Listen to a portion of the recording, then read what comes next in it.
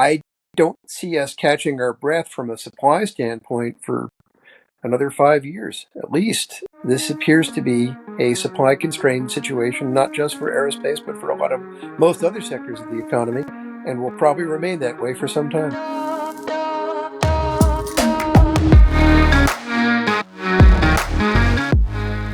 This is the Time on Wing podcast, edition 20.0. I'm Courtney Miller with Visual Approach Analytics. With me, as always, dutifully, Garrick Deschavon of Collateral Verifications. Garrick, who are we talking to today? So today we have another great guest for show number 20. We actually have Richard Aboulafia, and it should be a name that I think a lot of our listeners are familiar with. He's been doing what he's doing for quite some time, and he is an expert in his field. So Richard is currently the managing director for AeroDynamic Advisory. But before that, you might have known him from a little company called the Teal Group. He was there for a little over 30 years. He basically wrote and edited the World Military and Civil Aircraft Briefing. He was also, he did engine market analysis for Jane's Information Group, which Jane's people should be familiar with if you know anything about airplanes. And he also supported research projects for the Brookings Institution. He has a bachelor's from George Washington University and a master's in war studies from King's College in London. He is a fellow of the Royal Aeronautical Society.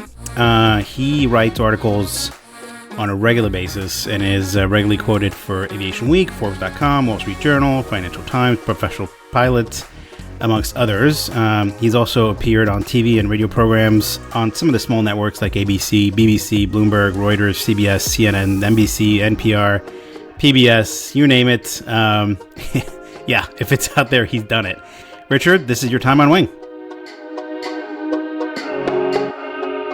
Just a quick intermission before we continue with the show. We do get a lot of questions about how our listeners can support the show, and you can support the work that I do through Visual Approach by visiting visualapproach.io, where we produce a lot of research and analysis, a lot of data visualizations.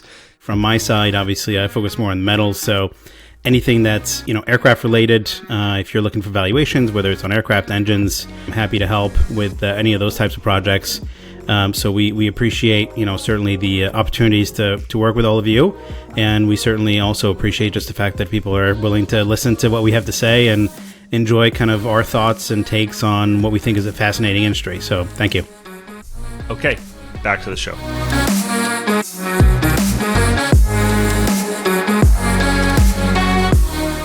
Richard, thank you for being on the podcast. It's certainly it's nice to have you on. And so if you've had a chance to listen to some of the stuff that we've done before, one of the things that we ask our guests is we'd love to hear kind of how you got your start, where the passion came from. Obviously, you've been doing aerospace aviation for a long time, and so it'd be great to hear how it all started, right? Where was that little click that went, hey, you know what, this is what I want to do for the rest of my life.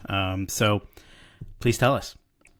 Yeah, it's funny. I live in Washington. I've been here for a very long time. Aside from grad school, I've been here since 1980. My God, one. And I remember coming here for the first time thinking, this is a really cool town. There are a lot of super interesting people. It's a very international city. And I was fascinated by, this marks me as a Washingtonian, because it's about the only time you're ever going to hear they use the word policy in like some kind of promising, oh, cool, I want to be a policy wonk sort of way. But I was really inspired by that sort of person. And it quickly became very obvious that the aerospace and defense component of that was the most interesting. But, even before that, you look back at the sort of positive messages you get for aviation growing up. And I remember all of them. I grew up in a really super boring place. Jetliners could take you away from that. That's a very positive message. They take you somewhere interesting. And of course, as deregulation and fares came down, it became conceivable for a middle-class schlub like me. That's good. My dad was a World War II foot soldier. Whenever he talked about aviation, that too was very, very good. It was like, there are planes for our guys going overhead that will defeat the enemy and allow me to stop fighting this battle faster. That's a good message. Similarly, as kind of a child of the Cold War, it was pretty obvious that if the bad old Soviet Union ever came barreling down the folded gap, that aerospace power, air power and aerospace power was about the only hope we had. And if you know anything about history, that was hugely important. So I guess every message I got up until the time I started, college, grad school, and my career was that aviation is an incredibly good thing. Billy Mitchell Yeah. approves. Yeah. Yeah, that's great. So how so from that, right, how did you get to kind of, because you started doing, I think, a few things for like Brookings Institution, then the jet engine market for Jane's, right? So how did that kind of progression lead to those kind of positions, and then that led to then the Teal Group? Can you talk us through that a little bit? Yeah, I had this wonderful mentor back in college, Rosemary Hollis. Sadly, she's departed, but lovely person, and she recommended me to her old school at King's College London, which has a terrific war studies program, which is all about that fusion of technology and policy and history. And I was, I was, I thought it was incredible. It really was. It was a great program. I probably wasn't the best student, but boy, did I love it. And out of that, it wasn't easy getting a job in the waning days of the Cold War, but within a bit, I'd gotten, first, sort of a kind of, gee, this is what Washington policy wonk life is like at Brookings for 6 months or whatever it was. But then James hired me, which was tremendous. And it was a terrific group of people. So I got extremely lucky. I had a boss and mentor there who was terrific. And then, unfortunately, that office closed after a couple of years. Um, and I was hired by Bill Story at Teal Group, another incredible mentor and friend. And I worked for him for 32 years with absolutely no regrets. So I just got incredibly lucky in terms of the people who gave me a chance. Yeah, yeah. Wow. And now, so at Teal Group, can you walk us through a little bit, kind of some of the, because being there for 30 years, did you do kind of the same things? I mean, I'll kind of take this moment. When I first started working, I get introduced to the Teal Group through I think it was somebody sent me a file with basically the publication that you guys have, right? That had kind of commercial airplanes, military, and I just geeked out for I don't know how long, just kind of looking through, because it was just so cool to look at. It had obviously kind of the details on each of the, whether it was, aircraft or helicopters or everything else. And then you also had kind of the forecast on there. You had some pricing data on there. It was just kind of like, I was like amazed with it. And that's kind of how I got my introduction to that publication. But so what were some of the things that, haven't been there for 30 years that you were kind of doing while you were there? Yeah, it was a lot like grad school, just kept going in the best sense of the word. And I should sort of take a moment looking back. A couple of years ago, one of my very best friends in the industry, my best friend in the industry, Kevin Michaels, who started the company I'm at now, AeroDynamic Advisory, hired me, and generously he made me co-managing director, which I'm sure I don't deserve. But, his message was, look, Teal is fantastic as an information provider and with some limited consulting, but we're a management consultancy. We look at very big issues and come up with conclusions. And it occurred to me that for 32 years, it was effectively the world's best source of aerospace information, but I was maybe trying to make it something it wasn't, which was a proper management consultancy. Um, but in terms of a source, the greatest collection of industry information you're going to find, it's totally Teal Group. I mean, and there's a publication on missiles, on electronic warfare, on companies, on country defense requirements. All of it is unbelievable. And not to make it an advertorial for my former compadres at Teal, but it's a hell of a good value. Yeah. And I loved it. I loved doing that. And I tried to sort of leverage that into consulting, which I had some success with, but it was a small group of folks who are mostly focused on information collation and basically explaining to the world why things were based upon all of these facts, which is great. It's absolutely great, and I loved every second of it. But ultimately, I wanted to actually, I guess, look at things from more of a C-suite sort of level, and that's what AeroDynamic Advisory does extremely well, I think. So I guess it's sort of an interesting contrast in business models. But for 32 years, it was the most incredible opportunity to really get to know, almost on a day-to-day basis, the commercial and technical realities behind about 158 different aircraft. So it was kind of heaven. Yeah. Richard, how did you find that transition? I'm fascinated by the kind of transition from, correct me if I'm wrong here, but like information to advisory and your role in that. You ironically strike me not as a salesperson, but as a marketing person, um, who thrives at finding beautiful and amazing things and sharing them with the world and impressing people. But I'm speaking. I'm channeling myself. This is my challenges as I move into advisory. Actually, telling people, okay, now pay me for all the interesting things. Right. I'm curious. Maybe you just you have amazing partners that do that, but I'm really interested in that transition more from a selfish standpoint because I'm interested in how that works.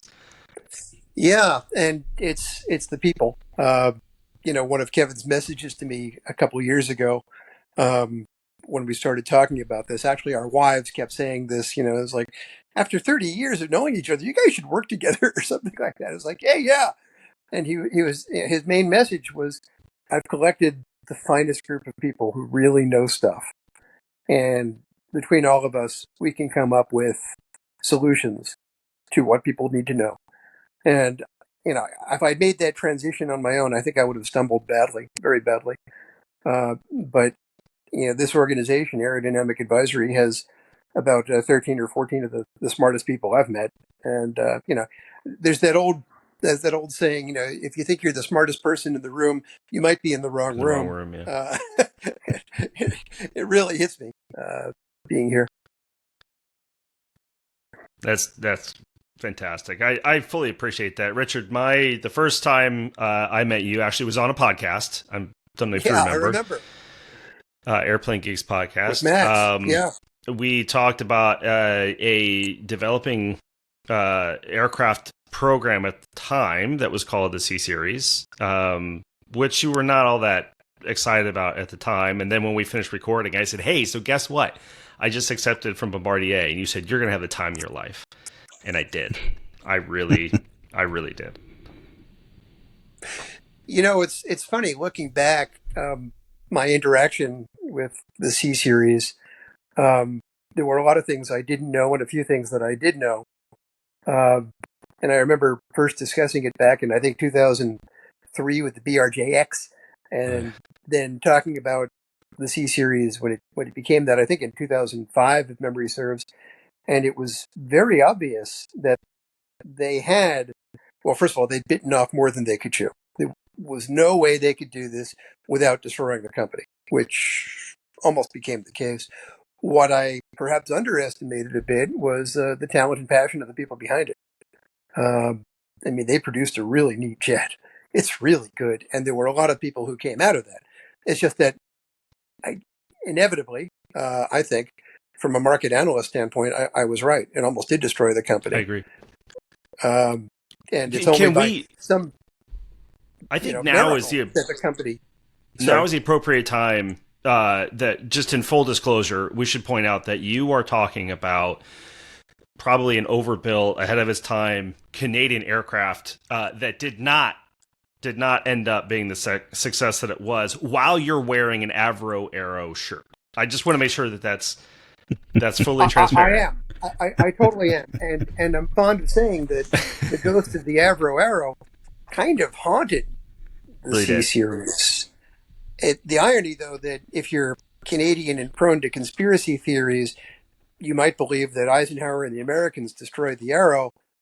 What destroyed, or almost destroyed, the C Series was the Europeans and Airbus. Mm-hmm. I don't see Boeing as playing a terribly compelling role in, the destruction of the business case for the C Series. We just finished recording a podcast with John Farron, where he said all the same things. So I have a feeling that you and him got together. You're conspiring. I see how this works. Well, first of all, in truth in advertising, yes, I do, in fact, know and like John Farron very much. Second of all, of course, the proof of any good conspiracy theory is that the conspirators were so good they left us exactly zero proof that of what they'd done. So, but yeah, And that's we right. call that consultancy. That's right. Yeah. I prefer to think of it as leveraging a consensus view for the education of executives. But if you prefer consulting, that's fine. It's Yeah. synonymous. Do you put that on your business card? Yeah, it says, if you look that up in the dictionary, it says C consultancy. But it's kind of along these lines, because I do kind of want to, before we kind of move on to the industry as it stands or has once stood, I do want to get kind of your take on your approach. And by that, I mean this approach. You are known, I hope I'm not taking this too far by saying I think you were kind of one of the very early on the genuinity side of aviation, saying, this, I don't mean for the sake of, saying controversial things, but just being, genuine, having injecting humor into a lot of your writing, into a lot of the conversations. It's more commonplace now, but it truly wasn't when, when you were really injecting it. How did you stumble across this? How did you develop that to a point where your bosses would feel comfortable allowing you to do that? That's the real question here. Yeah, thanks. First of all, aviation was sort of a lagging indicator of what you might call criticism. If you look at, say, music criticism or art criticism or architecture criticism, people were ahead of the curve in terms of being funny about things because it resonates. It's a good way to get people to remember things. It's a good way to differentiate yourself. So, I guess the important message here is to be omnivorous about what you read. Read things outside of your industry because there's interesting people coming up with new ways of communicating. But also, again, I got really lucky in terms of bosses. George Burke at Jane's, Bill Story at Teal. Certainly, I'll call Kevin my boss. Nominally, we're co-managing directors, but he created the company, and he's in a class by himself. But all of them were very tolerant and open-minded, and you get a lot of rigid corporate structures that don't tolerate that kind of thing. It's a pity, really, because there's a lot of potential. I'm not that unique. There's plenty of folks out there who could be interesting and engaging, but they're kind of suppressed by whatever structure surrounds them. I agree, but I'm going to hold you to your suggestion that there are omnivorous examples. Can you give one from another industry? What are some of these kind of influences from elsewhere that we should be reading, really? You should be, boy. This is one of those Sarah Palin, all of them sort of moments. But there's a lot. I mean, first of all, it's funny. This is not a coincidence, but I've been reading Paul Ingrassia's excellent Engines of Change, A History of the American Dream in 15 Cars. Nice. There's a lot of really interesting car writing. J.J. Gertler, who is like me on one of Vago Muradian's podcasts, not to mention a competing podcast, but J.J. took my job at Teal. I recommended him to do it as his own retirement job. He had a long and storied career in Washington as something like what I did, like what I do. Anyway, long story short, he also writes about cars. So that's kind of, I think, one of his great strengths. You got looking outside. You look at people who write about the music industry, like Grail Marcus, or Lester Bangs, someone like that. John Savage, certainly. There are a lot of really interesting folks there. Oh my God, Tom Wolfe, the new journalism. Architecture writing from Bauhaus to Our House. I mean, all of that. I should also mention, though, that there are people out there in the world of aircraft. Not enough people read books. We all know that. And there are plenty of books written by people like Bill Gunston or Roy Braybrook, typically Brits who wrote in that kind of, slightly sarcastic British way that I was hugely inspired by. Mm. That's great. Yeah. Yeah. Garrick, who are yours? Come on, Garrick, on the spot. Who am I? Yeah, I don't read. So I'm one of those that just I wish it's funny, every once in a while you do find like somebody recommends something and you read and you're like, wow, I'm glad I took the time to do that, and I'm like, I should do that more. And then a couple of years go by because then life gets in the way, right? You've got work, family, whatever else, and it's kind of hard to find the time. But but every once in a while you do get some stuff that you're like, oh, you know what, that's great, and you want to finish it.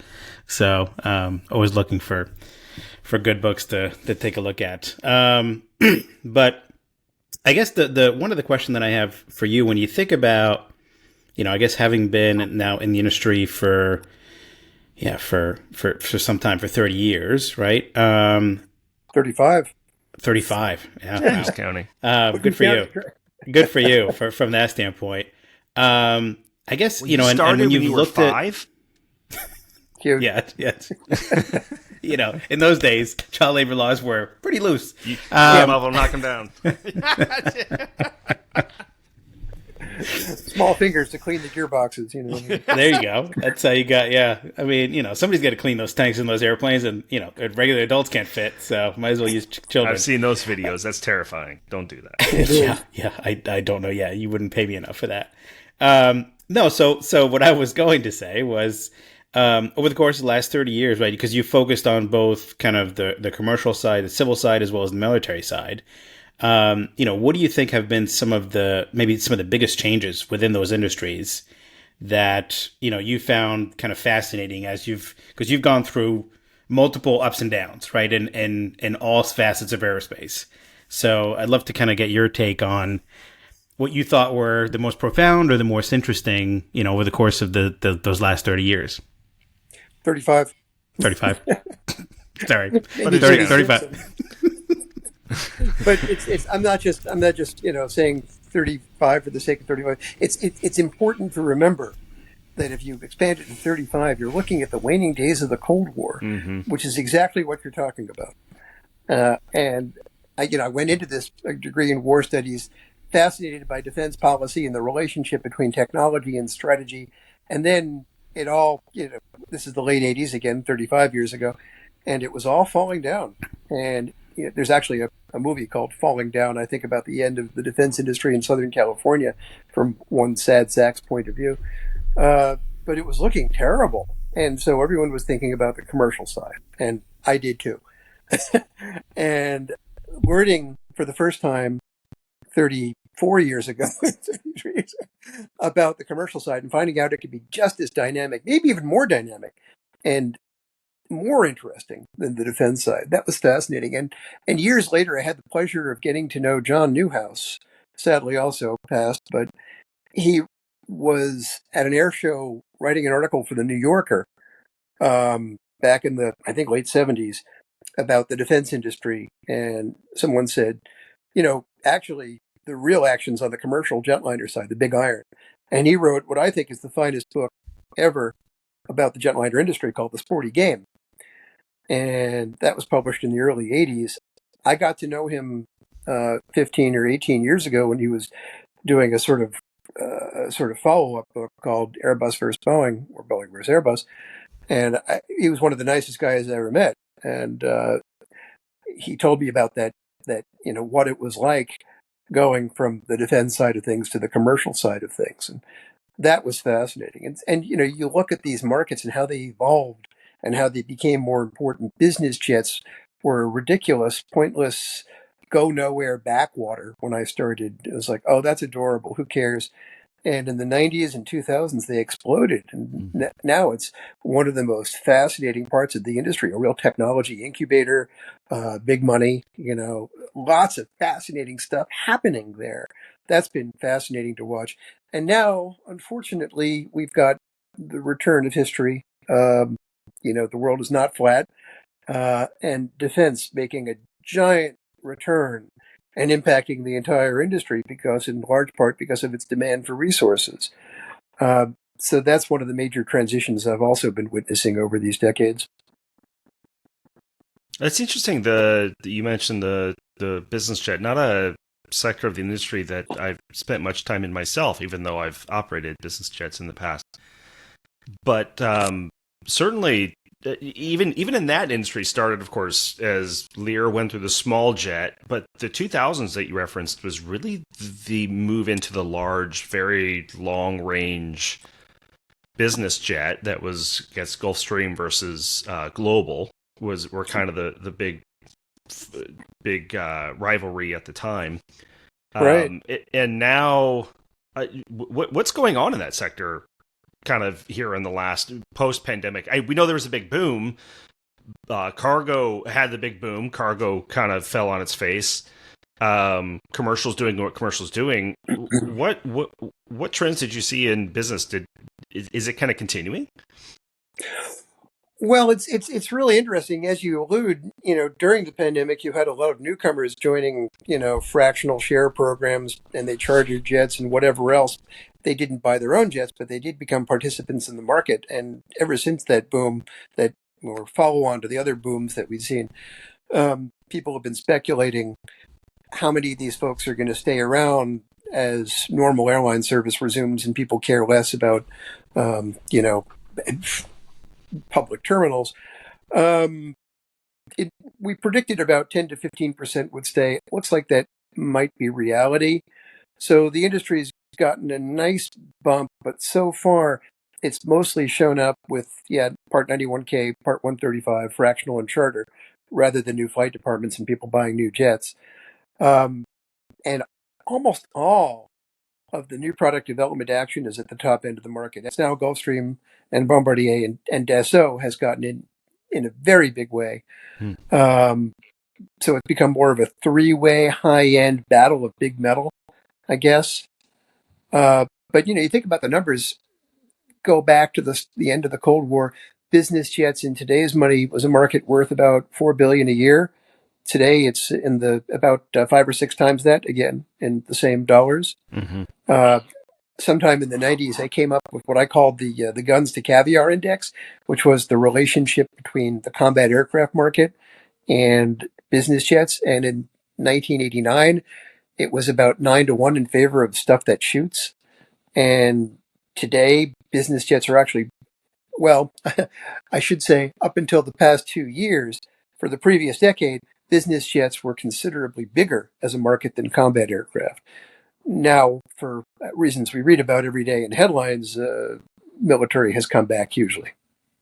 Yeah, and one of the biggest surprises I had on the business jet side, I guess it makes sense. It shouldn't have been a surprise, but a phenomenon that I shall now coin as the HDMI cable effect, which was the idea that when they're speccing out their aircraft, they will choose the most expensive thing, period.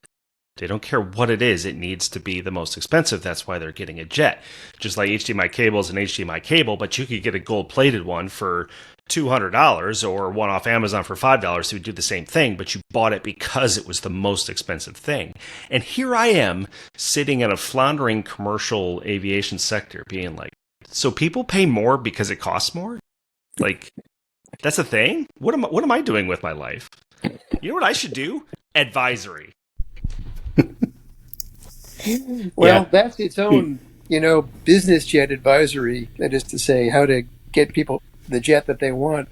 Yeah, that's a fascinating line of work. Not anything I've done before, but it is truly fascinating. And as you say, elasticity in that part of the market is negative, non-existent. It's inverse, right? Yeah, right. I remember seeing my first airborne espresso machine sometime in the 90s, thinking that can't be a thing, but apparently it was. And, from that, it's staterooms, air hockey cables, whatever you want, all at extortionate prices. And that's where the profits are really pretty impressive. But to your point of being the leader in technology and kind of proving some technology, a pointless story that's good for bar trivia. the very first logo light. Do you happen to know which aircraft the first logo light was installed onto? I'll give you a hint. Not a It was clue. a DC-930, maybe? And it was the Playboy airplane. Oh, wow. Yeah. He wanted to always see his logo. And if you remember on the Douglas airplanes, the logo lights I think were mounted on the trailing edge of the wings, the wingtips, and shined back. They weren't under the tail. I think the DC-9 was as well. I know the MD-80 was. So there's a great. He also wanted and got a shower, a spinning bed, and he wanted a fireplace, but that's where they said no. This is a true story, if urban legend holds true. Yeah. Wow. Fireplace. That's a great idea on an airplane. Yeah, that'll go Yeah. well. That'll go well. That's right. Yeah. Although I'm sure people still ask, can I just get an kind of fireplace? I mean, you could get a gas one. That's fine. It doesn't have to be wood. I mean, Yeah. Wow. Yeah, it's amazing. Yeah, the you've amount got of money, enough right, fuel. that's spent. Yeah. Well, I mean if I remember correctly, right, in the what was it? In the probably the last decade or so, right? When all of a sudden, the CRJs that were being converted to VIP, right? It was in mainly like Eastern Europe was a big market because it was all about, look at how big my airplane is. I don't really need to go far. I just want to basically people to see how big my airplane is, and the CRJ kind of fit that category. And especially when you got a brand new interior in there, you were like, "Ooh, that's nice." Right. It didn't go very far, but it's all about egos, right? It's all about the people that just have the money and need to spend it and need to show that they've got something that's better than the guy next door. Yeah. And it's interesting. The father of the BBJ, the Boeing business jet, Borgy Boskov, very interesting man. And that was exactly what he thought. It's just, hey, people are out there buying G5s or Globals. We've got a perfectly nice jetliner to sell them. Why don't we do that? And sure enough, it's like buying a house, though. The bigger the house you buy, the more you fill it with crap. I'm certainly living proof of that, as my wife will remind you. And it's the same with business jets. The bigger you make it, the more you fill it with bespoke, everything from that stateroom to that shower to that fireplace. If that's Look, private buyers are why list prices exist. Exactly. Absolutely. Exactly. Richard, I would love to know. So we're talking. We've set the spectrum. It's 35 years, so the spectrum is really, really wide. I mean, but that's fine. We'll work with it. In that 35 years, the different things that you've seen, what broke your expectations the most? What did you expect to happen that later you're like, wow, I just did not see that coming? Yeah, wow, that's I didn't see that question. One thing I didn't see coming. I made Richard's list. there you go, Corey. Nice. One thing I didn't see. I don't think anyone, but it's a macro change, a very big one.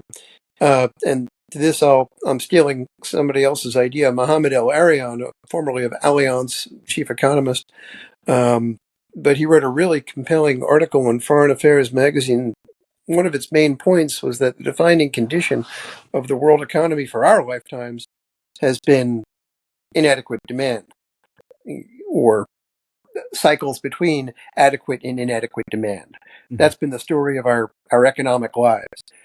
This is now the first time, now over the past year or two, maybe three, where we're going back to that pre-1960s, 1950s. The problem is inadequate supply. And that is 100% true for our industry. And that explains all of the supply chain problems. It explains the endless labor inflation, obviously the endless search for talent. It is the defining characteristic of our economic times, and I certainly didn't see that ever happening. And I don't know when we get out of it, when the whole pandemic, we thought it was a transitory thing. The pandemic ends, demand returns, okay.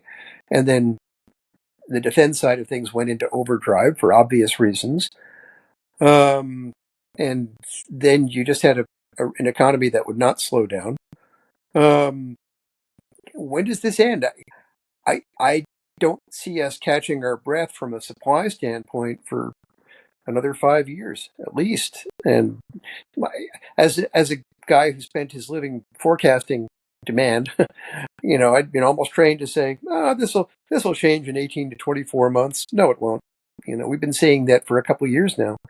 This appears to be a supply constrained situation, not just for aerospace, but for most other sectors of the economy, and will probably remain that way for some time.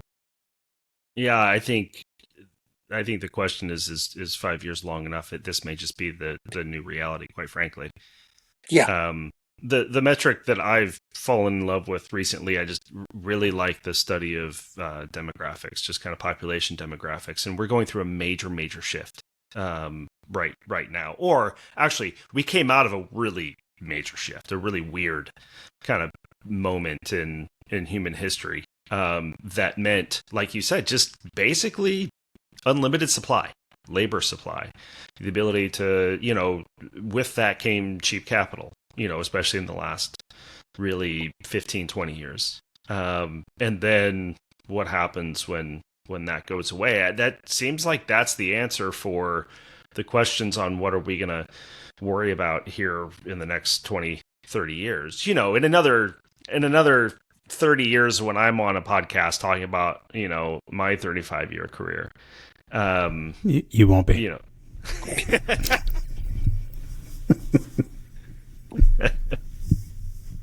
Thank you. Sorry, had to say something. Yeah. So when you think about all these supply issues, does that drive new innovation to be able to correct things? I mean, because if we're talking about, obviously there is the labor issue, right? That's a big deal on all facets of any industry. So does that push for innovation to, basically depend less on labor for things, but that only can take you so far. But on the supply side, I mean, without the ability of making more of the supply to be able to support the production of things, how do you, I don't know, does that drive innovation? I mean, is that kind of what's next? Is that somebody figures out a different way of doing something to be able to do the things that we need to do to basically meet demand? Well, it's really hard. I mean, you can invent the world's best machine tools, and we've done incredible things in automating. But as you imply, there are limits. You can invent the best forms of design, digitization, MBSE, and CAD/CAM, umpteen generation, whatever else. But boy, you still need a lot of engineers, don't you? There appear to be limits in what you can achieve. And, I guess the answer to your question maybe is one of the older sayings in the economic textbook: the cure for high prices is high prices. In other words, as prices inflate, demand will probably take a hit. And that will correct those high prices. That's the essence of a market economy, right? One big complication, however, is that a lot of the problem is on the defense side, and elasticity in defense is a very different thing.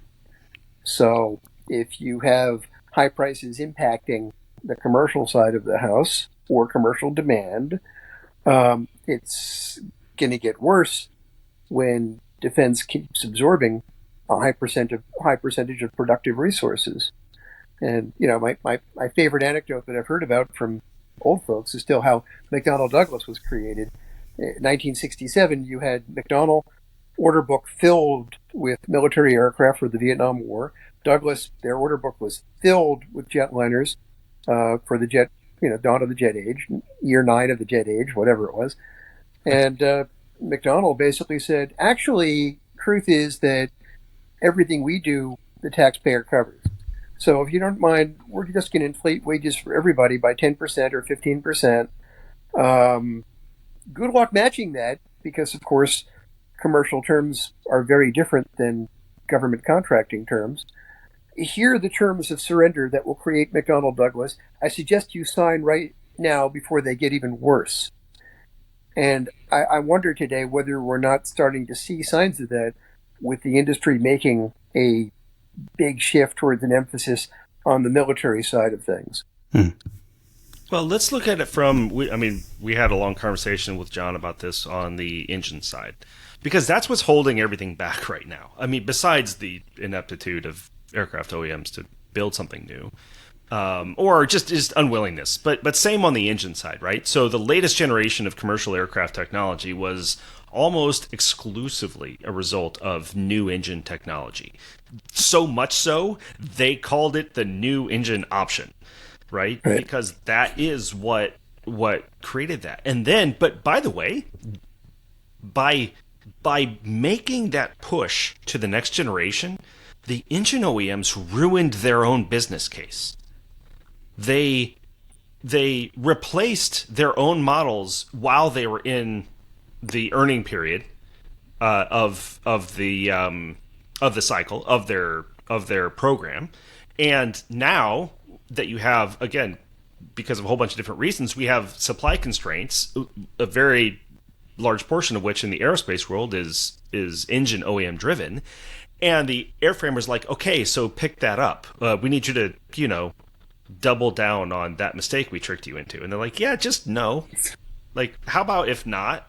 And they're not. But there's no incentive. This isn't a they should or they shouldn't. It's the incentives are upside down. When you put this in the context of like the 60s in Vietnam, World War II is too big to really talk about it too early. But the shift, probably the early 90s, the shift from kind of the civilian sector, the commercial sector into defense really feels like we're entering / in one of those cycles right now. Yeah, it certainly does. And if you look at these pressures, self-inflicted and market structural, that have been visited upon the engine primes, it really hits you that we've got perhaps an industry sector that's ripe for change. Um, there's obviously three big commercial OEMs in the engine world. There are two airframers building large jets.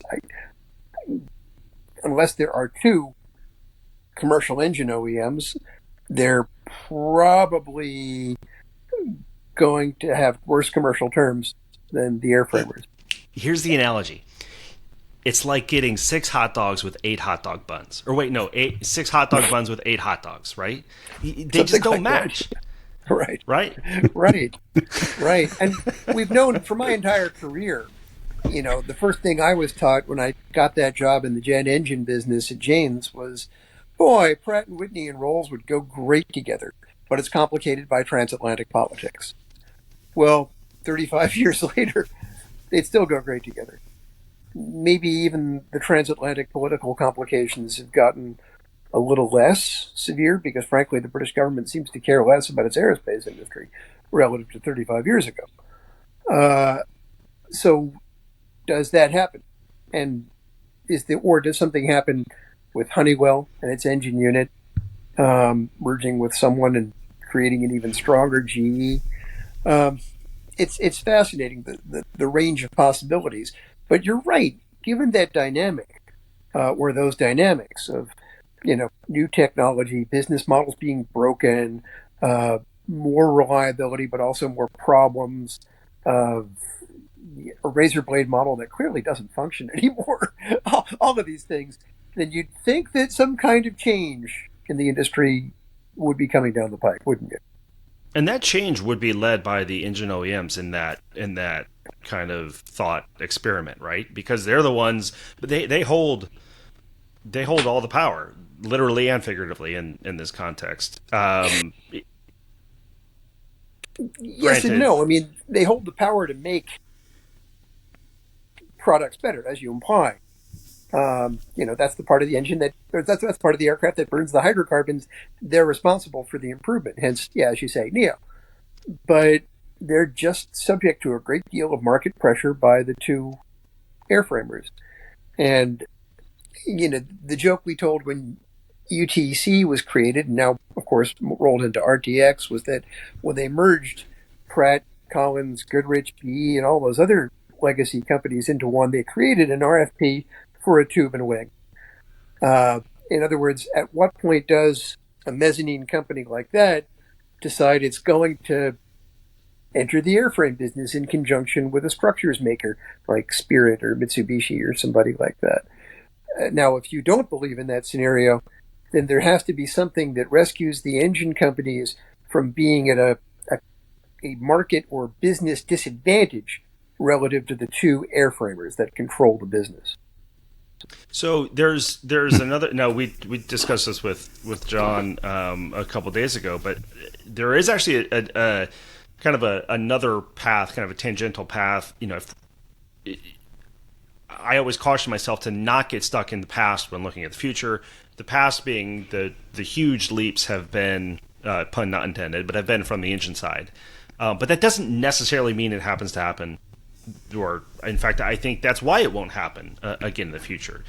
So if 15% is the bar that they need to cross, which I think Calhoun even said, 15-20%, we can get that today on today's engine, but moving to a drastically different design, and I'm thinking like blended wing body, I'm thinking, well, open rotor is a different propulsion, but that's absolutely back on the table for discussion. And that's before we even start talking about moving into different power sources and different fuels. Yeah, absolutely. And I don't need to make this an advertorial, but about 7 or 8 months ago, Kevin Michaels and I paid a visit to Jet Zero, and I was just hugely impressed. I mean, I don't mean to discourage on one level because it's in a strip mall in Long Beach. Come for the path-breaking new jetliner design. Stay for the delicious Vietnamese pho beef noodle soup next door. I mean, it's really small. They got a Don't long knock way until to you go. tried it. But oh boy, I mean, they've got some really interesting ideas, and I'd love to see a breakthrough like that get some traction. And I was at the Air Force contract announcement when, Secretary Kendall and company gave them, I believe, $250 million to make some progress towards a prototype that could be used for an aerial refueling tanker under the Air Force KCZ program. And obviously, they're teamed now with Northrop Grumman and with RTX. I sure hope this is the start of something. I'm fascinated by this. And look, the story certainly of the last year and a half, 2 years, kind of in the technology side, has been all AI. Deep in it, I get showed so many things. We talked to Abdul about this. So many things that people call AI, which turns out to be nested if-then statements, right? Because Yeah.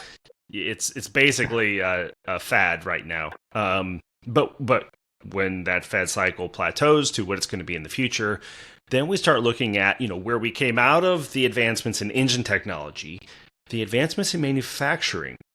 Right, that's what's stopping the blended wing body. When we talk about infrastructure, yeah, airport infrastructure, but we talk about airport infrastructure being a challenge for the blended wing body, like we did for the A380.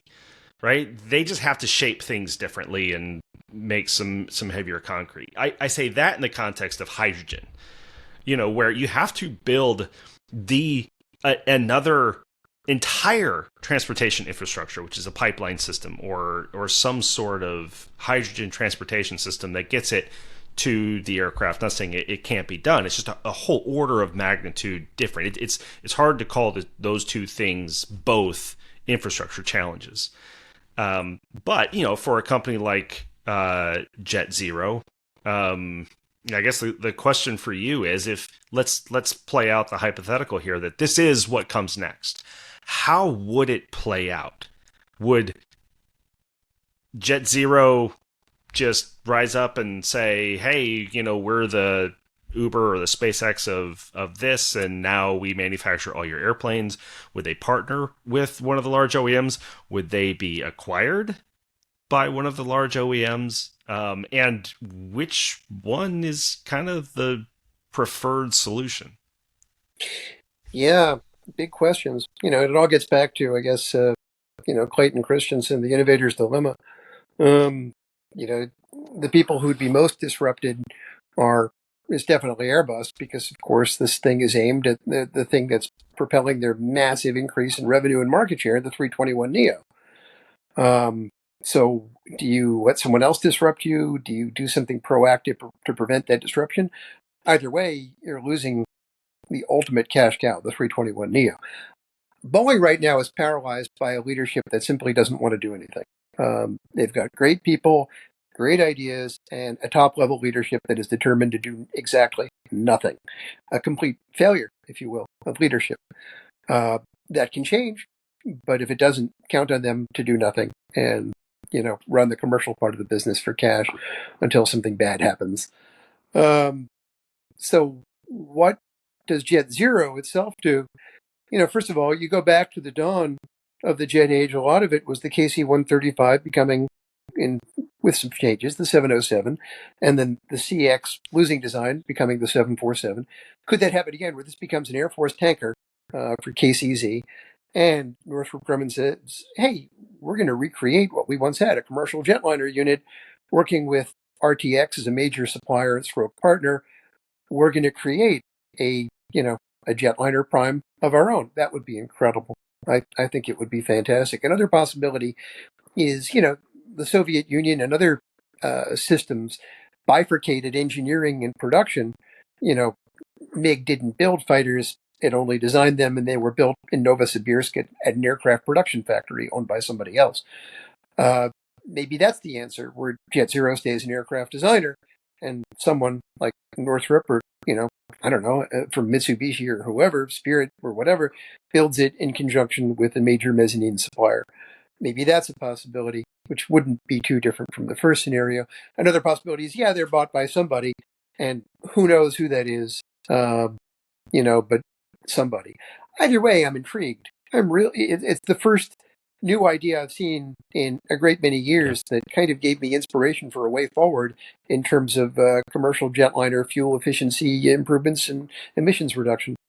I'll tell you what, just to completely ignore Garrick and all the awesome things he wants to say as I just keep going here. But what really excites me about Jet Zero is I don't hear about Jet Zero. I hear about eVTOL. I hear about all the hydrogen stuff. I hear about all this stuff, and it's always there's something to be said somewhere. I don't know. There's probably a study somewhere that backs up my hunch, but it's kind of the quiet, smart conversation that's happening right now. Look, there are some great some great conversations that are happening on the short haul side, but they're not translatable to really the whole of aviation. I love the idea of hybrid. Electric hybrid aircraft. I love what Universal Hydrogen is doing with volumetric hydrogen, not the cryo hydrogen. These are great solutions for, Ampere is doing some amazing stuff. But in that whole kind of, in the buzz, I think, what we're kind of seeing out of Jet Zero and kind of not hearing is intriguing.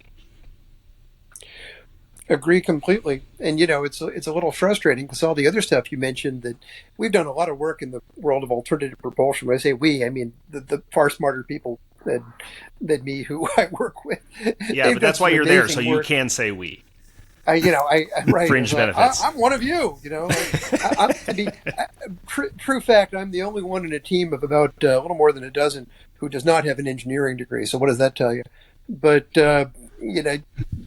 their conclusion is that there are fascinating ways forward for the next couple of decades for maybe 2% of traffic. Yeah, right. Maybe 3%. And eVTOL isn't even that traffic. That's not even wholly generated new traffic. Right, and it's to a certain extent, if you assume that ground transport is decarbonizing faster than air transport, then it's recarbonization, not decarbonization. Don't get me started. That's not good. Yeah, and everything you're saying about hydrogen, I mean, negative 253 degrees in pressurized cylinders on aircraft, what's the problem? Yeah, what could go wrong there? Why not? Yeah. Why not? So that's another thing about Jet Zero. We can't keep bright lights from destroying windows. Right. Right? Yeah. How can we keep a pressurized cryo hydrogen frozen and not rapidly depressurized? Forget the flammability part of it, which I'm sure they'll manage. Forget that. Right. Yeah. I mean, so it's pretty exciting, right? To think that there could be another manufacturer of the tube, basically, that could be out there competing in that space, right? I mean, it's been such a duopoly for quite a long time now, right? I think it would be pretty exciting. Now, it doesn't mean that I don't think it's something that happens in the next decade. I think it's going to take a while, right? I mean, Right. at the end of the day, right, it's not something that's just going to be, like a quick, because, you have to ramp up. You have to have there's so many things that need to happen for, the market to all of a sudden accept a new manufacturer of aircraft using different partners than what they see today to feel comfortable with. Okay, so you're going to be able to build how many airplanes per year? It's it's very similar to maybe the Comac situation today, which is, okay, so they could be a threat at some point, but they're talking about 100 airplanes a year by the end of the decades, maybe. How is that a threat to anybody, right? So, but it is very, very exciting, right? That's the cool part, is that somebody's out there doing that, which kind of makes me think that we should probably have somebody from Jet Zero on the podcast. I think that'd be really cool. See, right? Listen, look at all the interesting people we're finding out about just by talking to Richard. This is why we have you on, man. That's right. Yeah, that's great. I'm mostly good for people I know who are more interesting than me. This is true. Well, I do. I think they say the same thing about you, though. So, the Comac, the ability for Comac to disrupt. I think the one point that I would just remind on that is take a look at both Airbus and Boeing's OEM forecast, and look at how many of those airplanes they expect to be delivered into China. And what if those don't? And that may not even be a Comac thing. That may be I don't know, China does something stupid thing. But that's an open. That'll be for podcast episode 2000. 20 years from now, when we go back and look at how things turned out on that side. Yeah, I mean, I don't understand anything China is doing right now. I really don't, except in the context of recreating the old Soviet experience for their citizens, for their economy, for everything. It's horrible because I went to China for the first time as a backpacker, 30-something years ago, and I loved the place. And seeing what's happening now is just probably the greatest tragedy of the century so far. And there have been a lot of tragedies. And again, talking from the demographics that I'm now suddenly so interested in, China just had a major shift. And I mean a major, major shift. And that is the population decreased for the first time in 60, 70 years? And it will only continue to decelerate, or accelerate in the negative direction. Which is not a bad thing. It's just that you have to think of it, the saying is, you're in a race to get rich before you get old. Japan and South Korea won that race.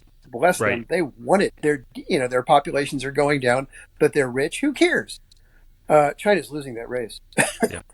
Yeah, all right. And the rate at which they're losing their population is much faster. That's what a one-child policy does. Right. 2 people only makes 1. That comes back. But you're right. Japan, Korea, Germany. Germany, right Italy. now. They all got rich Italy. before they, began to lean down. Yeah. Canada. Yeah. Again, all right. Let's not go too far. So, question in terms of if I take it back to kind of the engine OEMs, right, and the situation that they're in today, and you talked about, obviously there is kind of a increasing demand on the military side. So does that create an opportunity for the engine OEMs to, further take the foot off the gas on the commercial side, because they're ultimately still making more money on the military side, right? And so they don't have to do as much on the commercial side. Does that play a role at all in terms of where they put their resources and where, they have a lot of reasons why they may not necessarily want to do more than as they've done before, but does that add to it? Because now all of a sudden they do have another client base that's asking for more. So let's go with that side.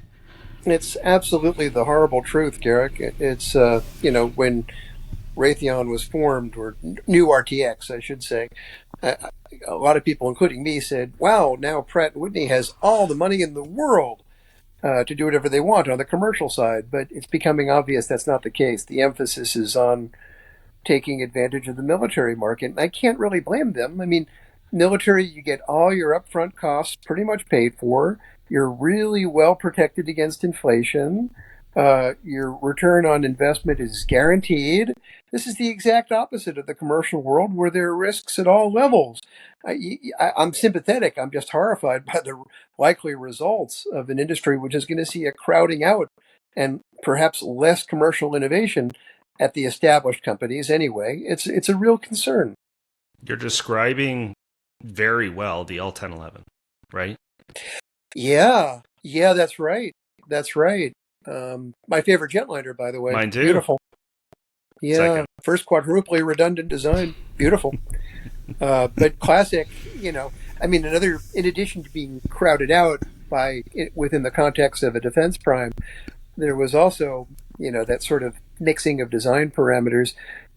Everything at Lockheed, especially at the time, was a little bit over-engineered, and the L-1011 was no exception. Yeah. Which do you think that? I mean, we talked about kind of the labor shortages, and I think there's been a lot of talk about kind of that brain trust, the loss of that brain trust from people that are just taking packages, retired, where they've had 35 years of experience or 40 years of experience. I mean, do you think that slows that down, right? Because of the situation that we're in today, where the experience just isn't there anymore to be able to potentially, as you call it, over-engineer something? Well, we're also, I think right now we're in a uniquely bad moment, because if you look on the commercial side of the house, so much had to be done to survive the pandemic. That meant laying off everybody. And so a lot of people took early retirement, especially since there was a ton of liquidity flooding into the economy under both Trump and Biden, so that people could afford to do that. And then, of course, you had the ramp up where a lot of new people came back on. But that mentoring that typically exists between the older workers who had left and the newer ones didn't take place. And that transfer of tribal knowledge didn't take place. So that's kind of a big concern, I think, across the board. Is that what you're alluding to, or was it a different dynamic? No. I mean, yeah, exactly. Right. I mean, I think that's something that is definitely a concern. And, when you talk about, certain products that were, kind of put out there with so many, years of experience or, so much thought in terms of every little component, right?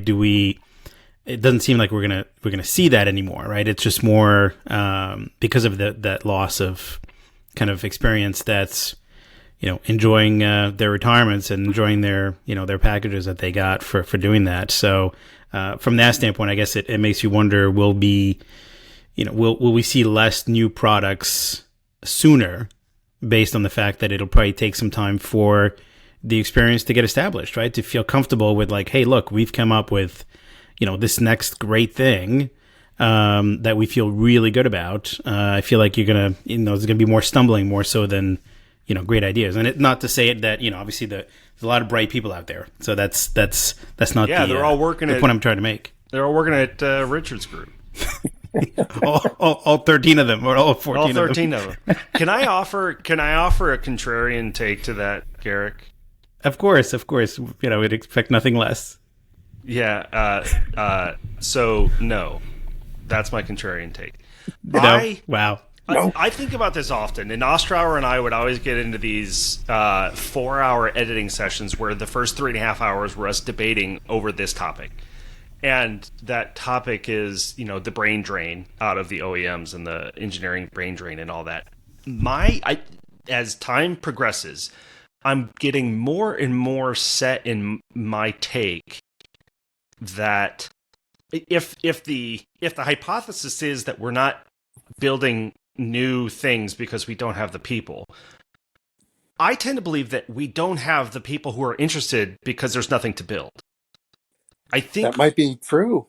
I think we're in this weird, of course, all the things are happening at once, and it's a complex system, but we are in this really weird moment right now where, by the way, I think the Boeing NMA, or whatever they call it, the last version of it, I think there's a lot to be taken at face value when Calhoun says, we're not where we need to be to produce the next thing. And other technologies appear to be maybe 2 steps beyond that will make this obsolete. So we're not going to move forward. That, I think, speaks a lot more to, of course, he got lambasted for that and, the brain drain and all this at Boeing. I don't think this is a Boeing problem. I think this is where we are in the cycle of history. I'm not debating with you, Garrick. I'm not arguing with you. I'll debate with you.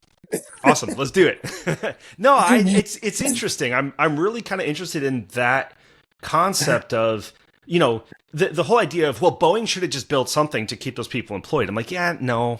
Like, it's not there yet. It's not what the next is not there yet.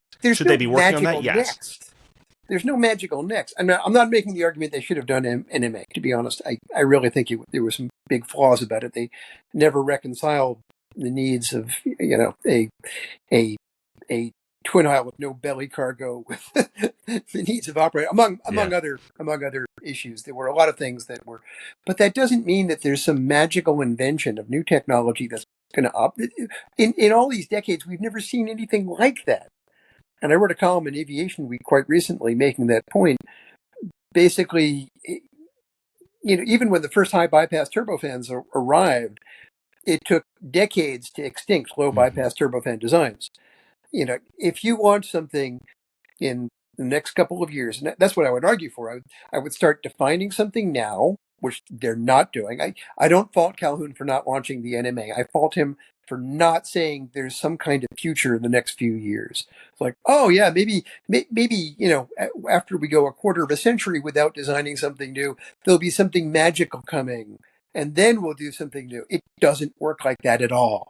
What you need to start doing is now thinking about your list of technologies that you'd like to incorporate, talk with customers, think about launching something in the next 3 or 4 years, getting it into service in the early 2030s. All of this is within the realm of the possible. And no, this will not be obsoleted by something that's magically powered with unicorn tears or something. That's not how the industry works. What's wrong with unicorn tears? They cry a lot, actually. Yeah. Well, with all the extinction. Yeah. You're absolutely. Look, the airplane, the Max that's rolling off the line today is going to be around for 30 years. Yeah, absolutely. Right. That's absolutely the way it is. I'm not convinced, by the way, that. So my take on Boeing is from a very different perspective. I mean that sincerely. It's more from the mid and lower level perspective. Calhoun would have no idea who I am, and that's probably to his benefit. But I see at those mid and lower levels of Boeing real interest in being.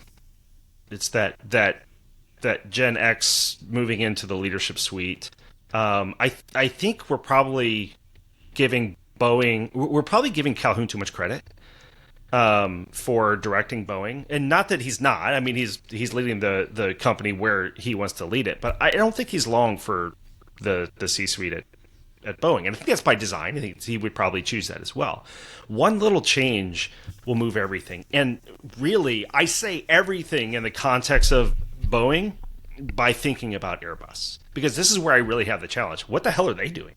Like, they're winning, by the way. I mean, don't get me wrong; they're cashing checks. That's right.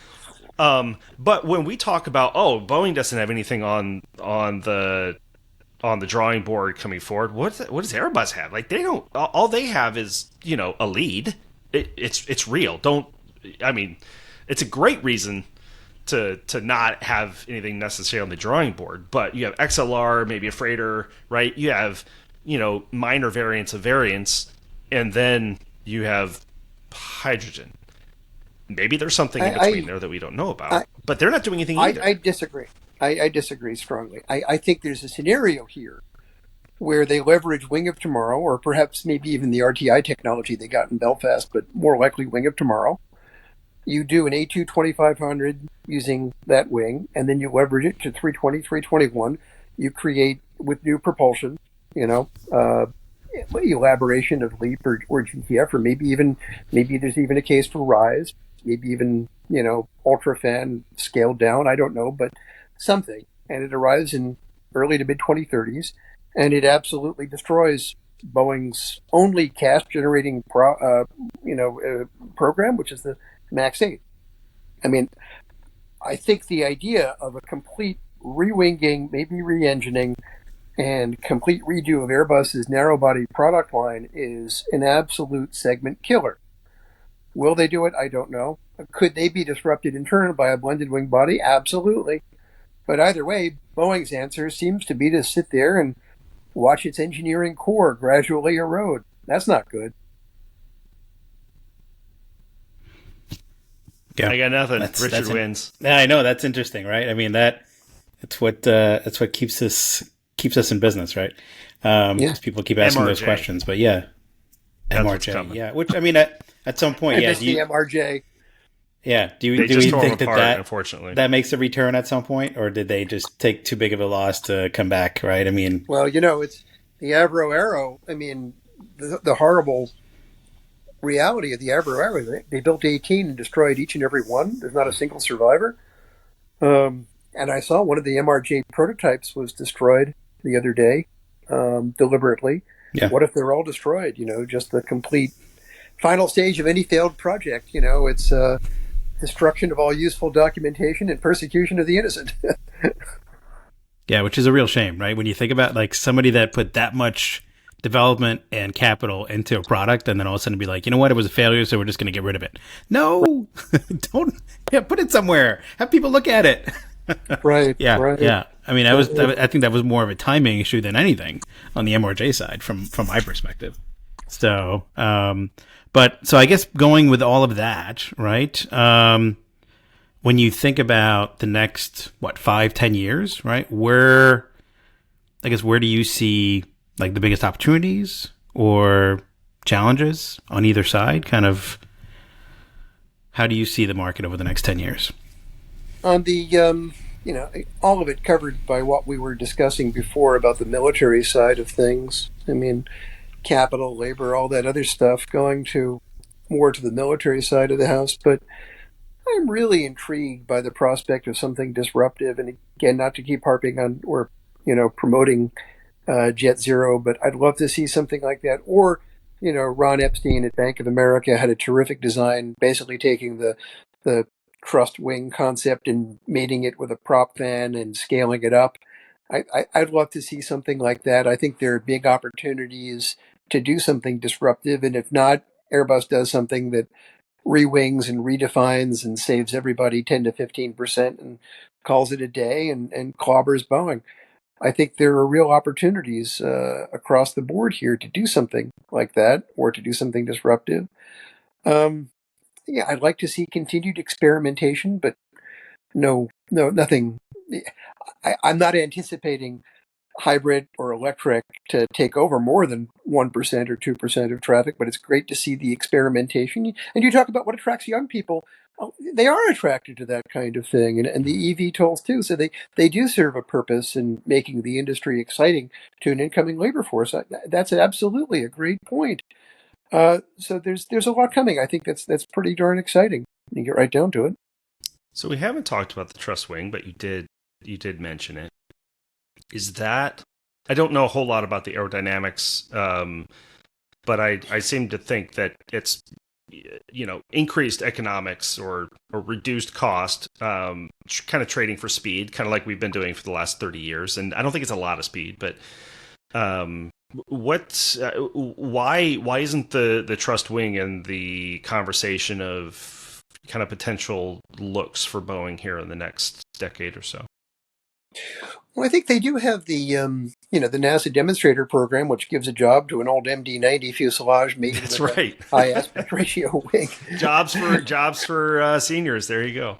That's right, geriatrics. And there are arguments against a high aspect ratio wing, of course, in terms of just what you might need. What your mission profile is, what the routes you're flying. Obviously, with longer routes, it's better. You're not carrying a bunch of fuel that you might want to carry. That's certainly a problem. I think there's every reason to look at it. What Ron did was couple it with the return of the prop fan. And as somebody, I got my first job looking at the jet engine industry at the time when the Allison Pratt 578DX and GE 36 UDF were all the rage. And one of my favorite themes in technology development in this industry or any other is that very often the best technologies are found looking backwards, not forward. You said, "Oh, that was an interesting idea, but wow, manufacturing has moved on. Various other refinements and improvements have moved on. We can make this reality now." Blended wing body is a good example of that. And prop fans might just be a great example of that. The GTF is an example of that, right? The We've had GTF is very much turboprops an example. forever, and they put a shroud around it, right? That's Right. the difference. As a matter of fact, I have a drawing of the superfan from IAE, the V2500 people from 1986. It was the first commercial offering that I know of. And it took 30 years for it to enter service in 2016, the concept to enter service. And well, the concept was even around before that, but the superfan was the first firm product offering of it. But you're exactly right.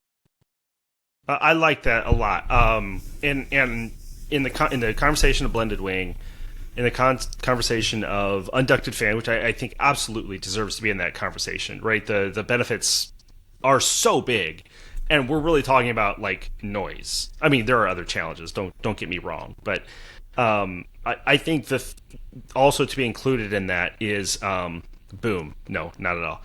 The trussed wing. I really think because look, we're talking about 15%. Hit that 15%. How do you get it? Where do you get it? And what trade-offs do you have to make to get there? Are they manufacturing trade-offs? Are they noise trade-offs? Are they infrastructure trade-offs? Right. But these are the.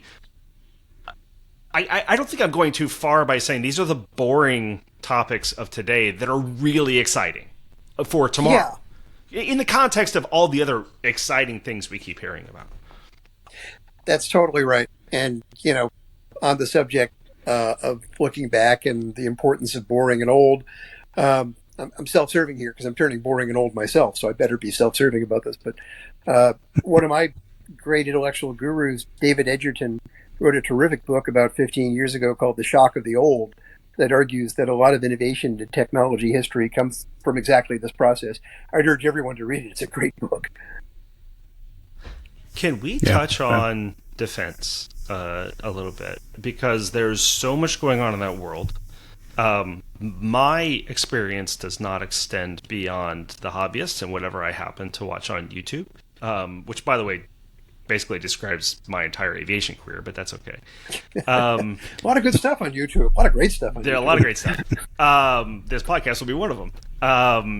The F-35, the idea of the F-35, the philosophy of moving to kind of the Joint Strike Fighter, compared to, and I think of the F-22 as probably the most capable air superiority aircraft that is now old, is now no longer in production, where we've kind of taken this shift away from capabilities into maybe economies, commonality. I don't know what different areas, technology and awareness and all that. How does all that, in the context really of the F-35 program, how does all that kind of encompass your take on what's happening in the defense sector? Yeah, this is a fascinating one. I would frame it exactly like that. The F-35 is kind of an interesting paradigm, if you will. It was very much a post-Cold War fighter for a world where it was the McDonald's of fighters. Everyone would have the same fighter. It would be supplied from some giant Amazon-like warehouse distribution center in Texas, and sovereignty was no longer a thing. Offsets were no longer a thing. High end was no longer a thing. You just had a jack of all trades fighter that did a job for everybody. And then, oh my God, history resumed and Russia and China came back as near peer or peer adversaries. And all of a sudden the F-35 is the best fighter we can get now that has a hot production line, but it's not the future. It's simply not optimized for that kind of peer adversary. So that's why we're moving on to NGAD and FAXX. And the simplest answer for NGAD, it isn't. There are prototypes flying. We don't know anything about it. They've done a great job of keeping this in the black world. I mean, there are multiple prototypes flying, and we don't know. But the most likely answer is it's an answer to the classic joke from many years ago, which is that the F-22 was an incredible air vehicle in search of a good mission equipment package, and the F-35 was an incredible mission equipment package in search of a good air vehicle. What if you could combine the two? Yeah. And most likely NGAD will be exactly that. And FAXX perhaps also to a certain extent, only scaled down. It's obvious NGAD is a monster, like maybe even F-111 size. But nevertheless, it's going to be the return of high-end air dominance capabilities after, as you say, the F-22 wound down after building 187. And now, even in terms of design points, especially computers, kind of obsolete. How does, again, from the hobbyist YouTube, explain to me like I'm 5, but as I look at, we're just talking fighter technology here, when I look at the technology of the fighter, how much of whether or not you win is due to the airplane versus due to the capabilities of the aircraft and the pilot, or the capabilities of the missile? Well, it's both. I mean, your kinematics are better with an airplane that has, a bit more power behind it. It's that combination. If you can get there faster, fire your missile before being seen, low observability, you have a much better chance. I always look at the J-20 from China as sort of an interesting paradigm. For a long time, a lot of people looked at it, including me, and said, what the hell? That is so stupid. It's a stealth fighter with canards. That's just dumb. But then it became very obvious. This thing had one job, and that was to come in fast, not all aspect stealth, but frontal stealth only. Mm-hmm. So you can use canards and do whatever, and use that, speed and kinematics to fire a beyond visual range missile that doesn't do anything about American or Western fighters, but goes after tankers, AWACS, J-stars, any kind of, before we have a chance to react. So I guess it gets back to that interplay between the airframe and the missile. I geek out on the defense side. Yeah. No, I'm jealous that you get to spend time in this world, Richard. It gets me back to my roots, takes me back to the good old days all those years ago. I don't understand the economics of it, but I wrote my master's thesis on the follow-on forces attack subconcept for the second echelon Warsaw Pact forces destruction. That was irrelevant for much of my career. It seems to have come back into use. Yeah, wow. See, you hang around long enough. This is how I forecast. Whenever somebody says, that didn't play out like you said, I said, just hold on a second. That's how Adam Pilarski, his big prediction was what, $50 barrel oil at the time, whatever. Yeah. Every year they're like, come on, Adam, what's going on? He goes, just wait. It was $40. Yeah, $40. $40. Yeah. Yeah, exactly. Did. Just wait. All you got to do is just outweight the prediction, outlive it. Well, I love Adam for many reasons, but especially since he's been around a lot longer than me, so he gives me hope that I'll have another decade or 2 or 3 of relevance. But he's got he always has a very good point about the cyclicality of these things. Although it does remind me of Dennis Duffy, the brilliant character from 30 Rock, Liz Lemon's boyfriend, who's a complete oaf who just says everything stupid. He's carrying a pager, and he's challenged on that, and he says, "Technology is cyclical. They'll be back." Wow. Well, on that note, we've been on for 90 minutes, and so obviously we don't want to take much more of your time. Obviously, we know your time's valuable too. So, but this has definitely been phenomenal to be able to speak with you and kind of get your take on how you guys started in the industry and everything else. I mean, we'd love to have you on again at some point because this is just so much fun. So, when thank Boeing you for taking the time to speak with us today. Yeah, when Boeing announces their next program, we'll talk about it. So that's right. 2040? Yeah. 2040. That's right. Yeah, 20. Yeah, we'll pencil you in for. Yeah. Richard, I've thank you enjoyed for this joining immensely. us. Thanks so much for having me on. And Yes, thank you for joining us and It's for my doing what pleasure. you do and the style in which you do it. Yeah, thank you.